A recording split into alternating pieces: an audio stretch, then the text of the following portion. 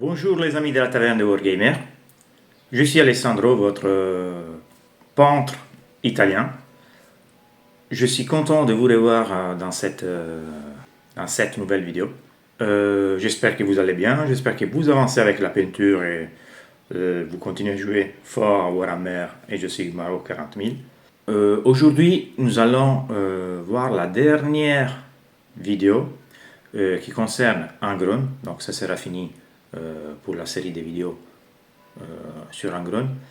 Et c'est la vidéo où je vous montre comment faire l'armure en métal, non métal, disons, avec une sorte d'oxydation, un effet un peu vieillissante et un effet particulier. Donc j'avais choisi une texture originale, on va dire, pour cette armure parce que je voulais faire quelque chose de différent. Donc voilà, on a vu le métal non métal et nous allons voir maintenant la nouvelle partie, le côté de l'armure avec des effets particuliers. C'est un tutoriel assez simple et vous verrez c'est facile à avoir, à obtenir cette rendu. Commençons.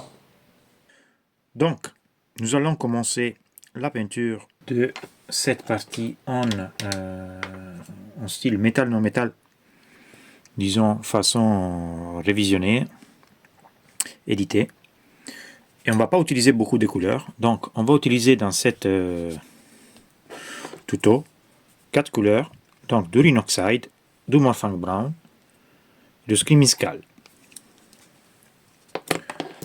Pour enfin passer à celle que c'est une sorte d'oxydation,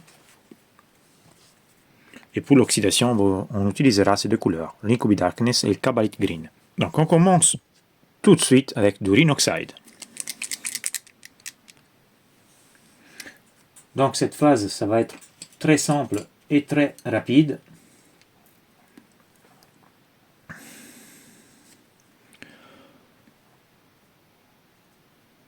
Rhinoxide pur.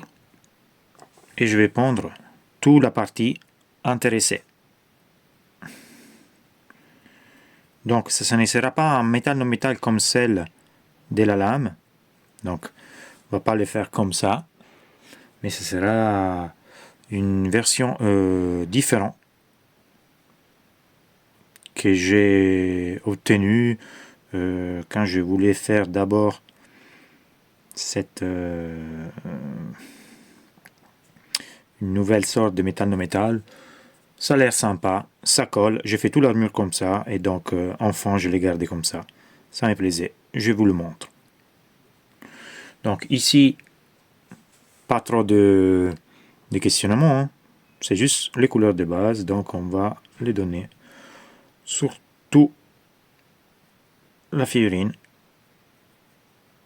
là où nous intéresse faire cette partie métallique non métallique. Ok.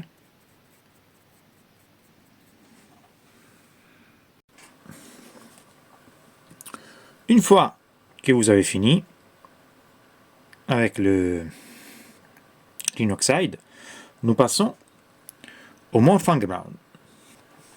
Pour ce qui concerne les Morphang Brown, je sais que certains d'entre vous, ils ont dit que quand je parle de dilution, je suis un peu trop vague.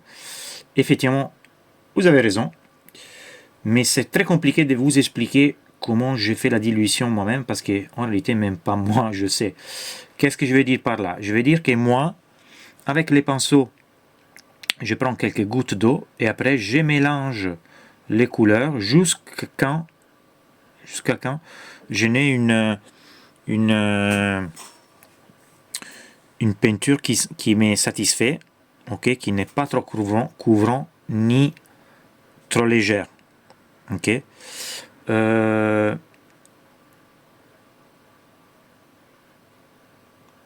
Donc je pourrais vous dire la quantité d'eau si je savais, mais je vois beaucoup, je bouge beaucoup avec les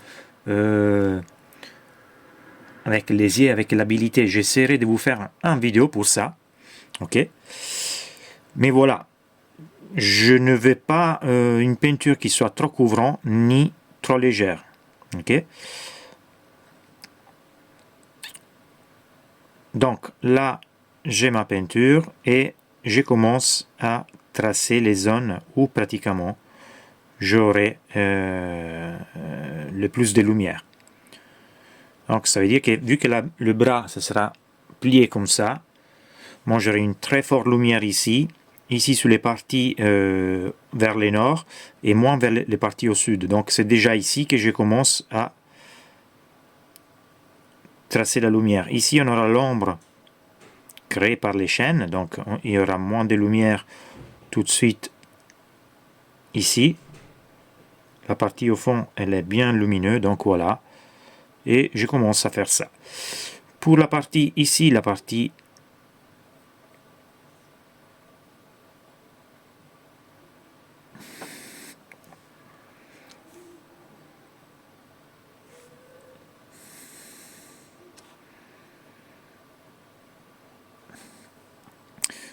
haute, on va dire. Aussi, je vais beaucoup de lumière ici. Une belle quantité de lumière ici. Ok. Donc là où je vois qu'il y a plus de lumière, je vais avec le Morphinc Brown. Et là où je ne vois pas beaucoup de lumière, je ne mets pratiquement pas de Morphinc Brown. Donc je le laisse complètement foncé. Comme par exemple ici, cette partie-là, vous voyez, elle est pliée, donc je ne la ferai pas. Ici, sur la partie ronde, par exemple, je vais le mettre ici. Je vais essayer de faire un jeu un peu plus ou moins comme ça. Ici, cette partie, elle est quand même bien lumineuse, donc je le fais.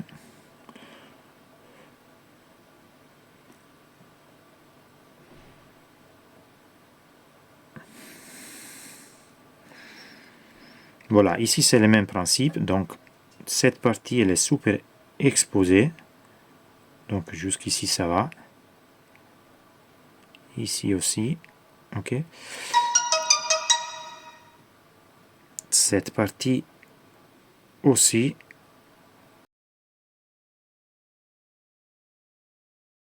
Et voilà, donc pratiquement vous jouez, vous créez une sorte de lumière avec juste en plaçant les Morphinc Brown. Ok. Donc, une fois que vous avez fini, vous avez cet aspect. Ok. Et maintenant, nous passons à toute autre couleur. Donc, on n'utilise pas des mélanges dans cette phase, mais on utilise directement une autre couleur, les Gortor Brown. Dans cette phase, tout simplement, on commence avec pinceau pas trop chargé, mais couleur pas trop diluée, donc ça veut dire que c'est presque propre. Ok. Alors, vous ne le voyez pas parce que c'est en couleur assez claire, on va dire. Donc, ici, on va bien évidemment toucher les zones où il y a plus de lumière, mais on commence à faire aussi ce qu'on appelle les linings. Ok.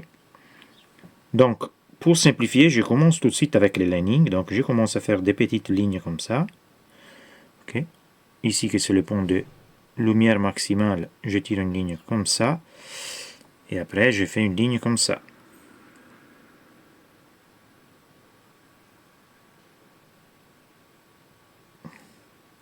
Voilà, je commence donc à faire toutes les lignes, surtout la partie métallique, on va dire.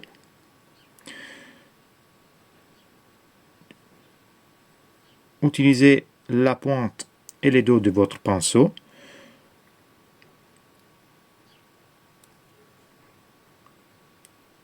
Ici, il faut effectivement faire toutes les lignes. Donc, même là où vous avez laissé des zones, on va dire un peu ombreux, vous allez quand même faire les lignes qui vont avec. Ok. Comme par exemple ici. Voilà, on fait les lignes, lignes, lignes. On reviendra après sur la partie ronde. Ok. Donc, simple boulot. Un peu on va dire, complexe là où il n'y a pas des lignes droites. Et malheureusement pour cette figurine, c'est un peu partout. Ici, je le fais un peu comme ça.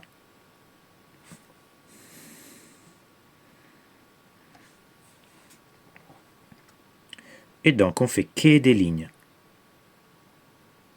Si vous ne vous trompez pas, vous n'avez pas peur, les gars, ça arrive et on peut rattraper les coups après.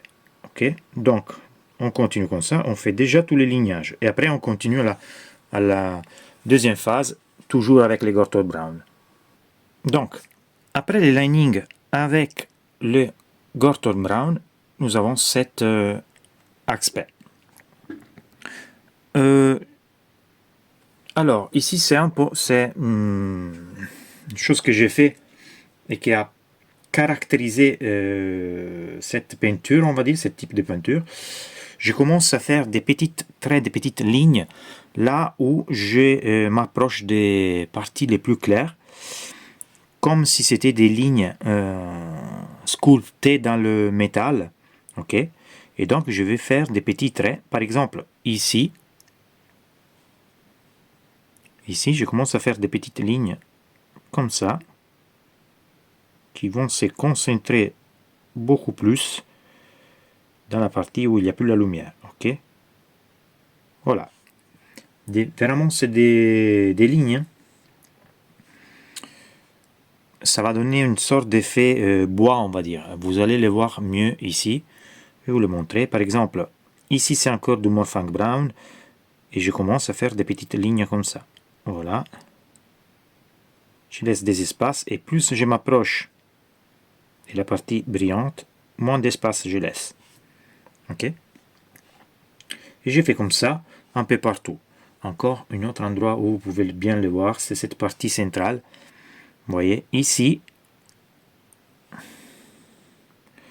je tire une petite ligne ici comme ça, ok, petite pointe, ligne, et après j'intensifie vers le centre. Voilà, et là aussi.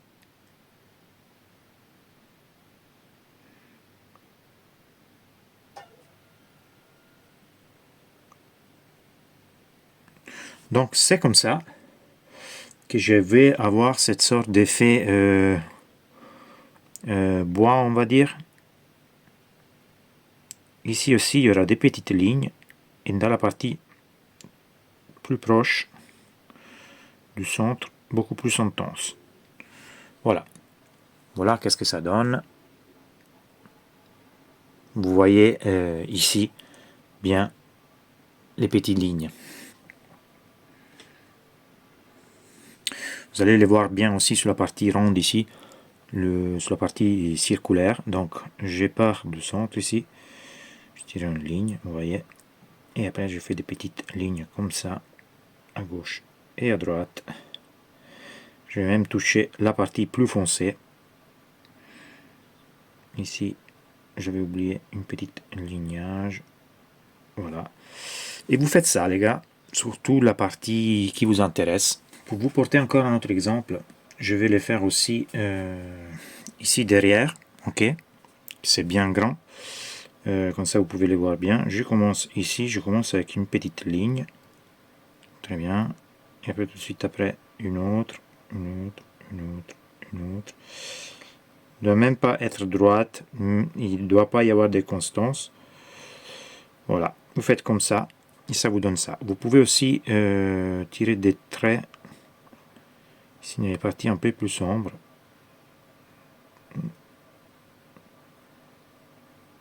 Voilà. Ça doit donner ça. Et voilà. Une fois que nous avons fini avec les Gorton Brown, ça commence à avoir de l'épaisseur cette partie. Donc on ajoute du Skimiscal au Gorton Brown et on est dans la mesure du 50-50. Ça va vous donner une sorte de couleur pigeon, on va dire, pigeon, oui. Une couleur taupe. Très difficile à voir. Bon. Je passe un pinceau plus fin. Et là aussi, je commence à faire du lining et je le fais surtout dans les coins, ok, dans les zones où je m'approche le plus possible à la lumière, ok, et je continue avec cette histoire des lignes, et bien dans les coins les gars. Et par exemple ici je vais vous les montrer bien. Donc ici aussi des lignes,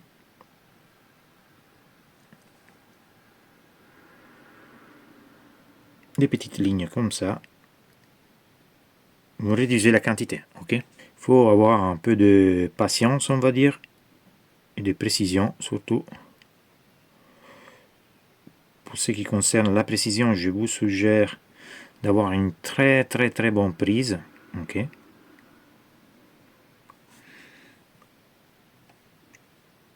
N'hésitez pas à vous appuyer quelque part.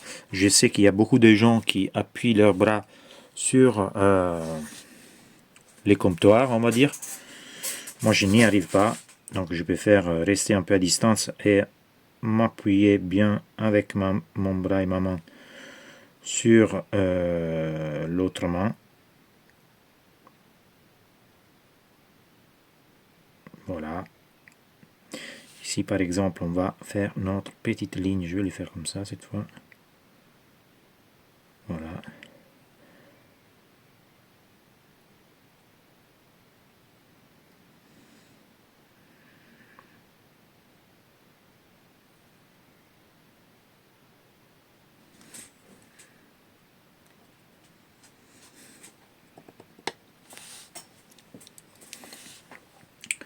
Je vais vous le montrer ici dans la partie plus haute parce que c'est là où on le voit le mieux. Donc ici, par exemple, je commence tout de suite avec la partie centrale, qui c'est là où ça impacte le plus. Ici aussi, ok, je tremble un peu, mais c'est pas grave. Et après ici, petite ligne. Le pinceau il est un peu trop chargé d'eau.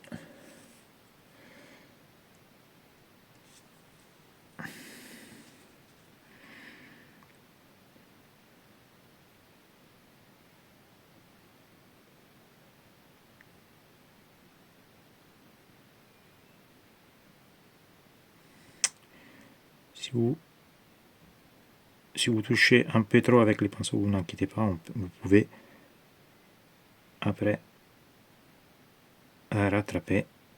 Ok. Donc voilà, ça donne ça. Hein.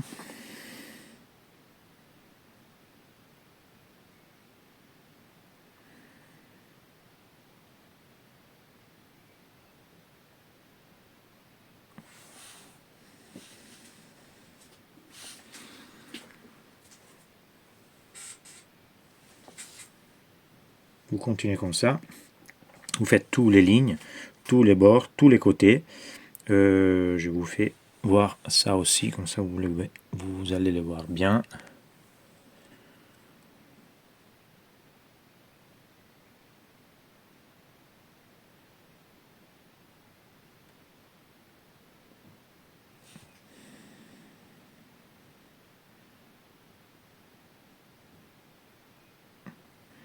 Et voilà, des lignes comme ça. Et puis sur tous les restes, vous faites du lining, ok. Et vous continuez comme ça, avec votre mix 50-50, Gorter Brown et Screaming Skull. Donc, une fois que nous avons fini, voilà ce que ça donne pour l'instant, notre armure. Ok. Maintenant, nous allons passer, avant de mettre la lumière finale, à mettre l'effet, on va dire, oxydation ou effet vieux, on va dire, vieilli, avec du Inkobi Darkness, pas complètement pur. On va le mélanger avec une partie de lin medium et une partie d'eau. Donc ça va être une sorte de glaze, on va dire, pas de glaze, de shade. Vous voyez, ok. Ça ne doit pas être trop trop couvrant, mais non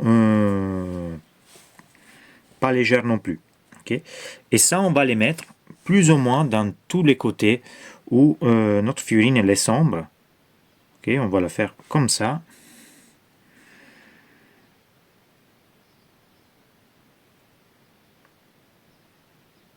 Ici, dans cette partie ici, aussi.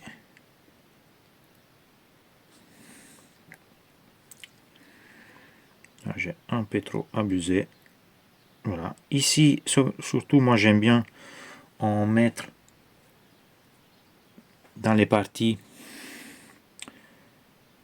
les jonctions, on va dire, là où l'armure va se composer. Bien sûr, ici, dans la partie sombre. Ici, par exemple. N'ayez pas peur si vous touchez une partie que vous avez déjà peint, soit on peut la rattraper, ça on peut la corriger après, vous inquiétez pas. Ici aussi.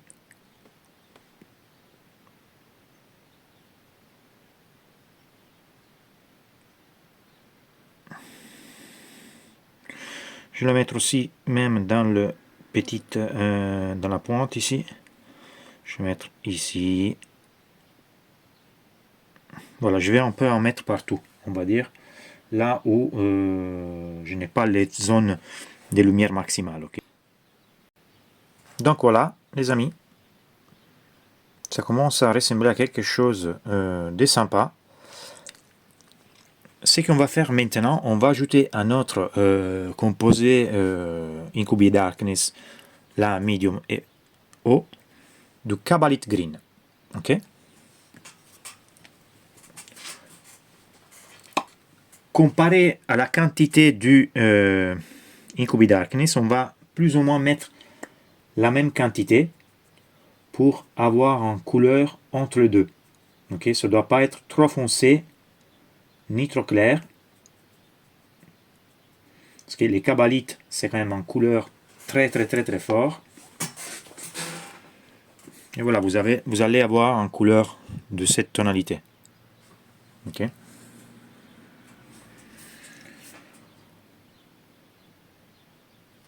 Donc, ici, on refait la même chose, mais on va en mettre moins. Et dans les...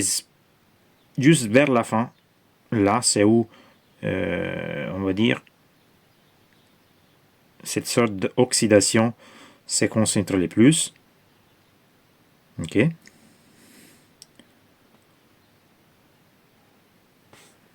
Donc ce sera soit des petites lignes, soit des parties où effectivement, soit des points, on va dire, comme par exemple ici. Vous voyez. Ici, dans les coins, dans les parties internes ici de l'armure, ok.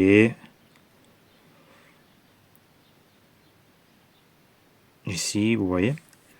Ok, vous faites ça. Vous l'ajoutez un peu où vous voulez, sans en abuser.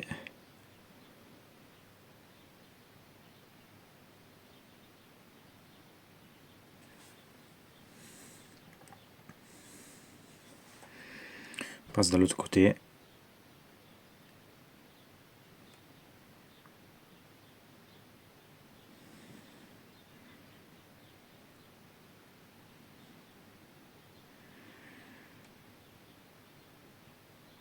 Vous voyez, dans certaines zones, je mets juste des petits points. Hein. C'est vraiment des petites lignes.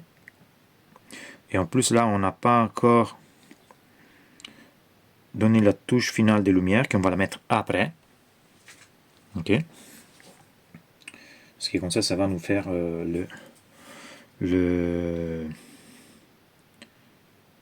comment dire, ça va nous faire l'écart maximal, on va dire, plus long comme ça. Voilà.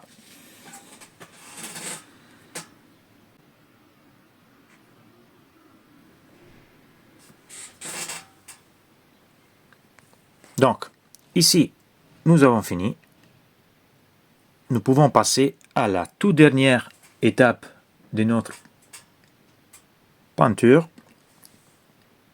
Et c'est du pur Screaming Skull. Bien évidemment, les gars, vous pouvez ajouter encore du cabalite pur, etc. Moi, je voulais pas trop aller sur des couleurs trop allumées, trop éclaircies. Donc, je m'arrête ici. Mais vous pouvez pousser encore plus la chose si ça vous fait plaisir. Moi, personnellement, je les garde comme ça. Ok? Je passe donc à la dernière étape du Screaming Skull pur. Et cette fois-ci, je vais vraiment faire pas grand chose.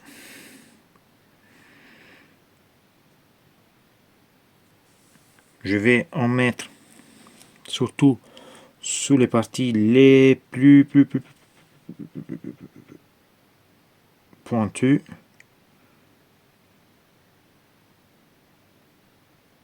Sur les coins. Ok? Bien évidemment.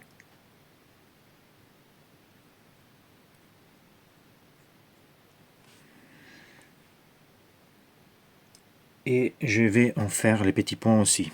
Donc là, je vais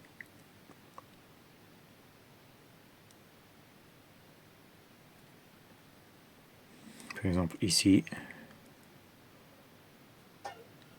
les centres ici, une petite ligne, ça va bien. Ici aussi, la pointe ici, ça aussi. Vous voyez, juste les pointes, juste les parties les plus exposées. Ici, il y a pas mal de coins, donc sur les coins, clairement un petit peu, oui, même ici.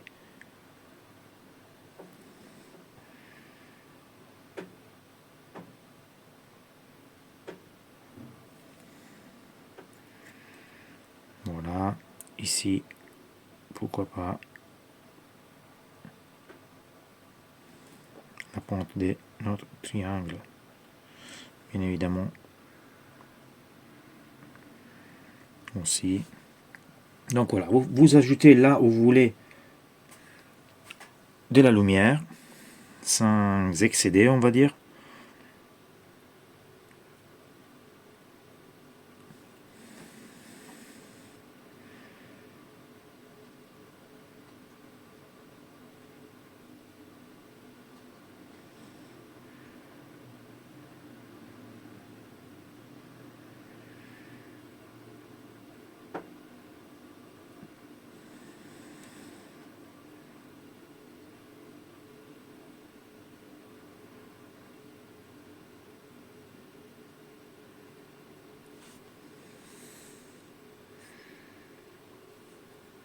Donc voilà, vous travaillez avec votre Screaming Skull en plaçant la lumière où vous voulez.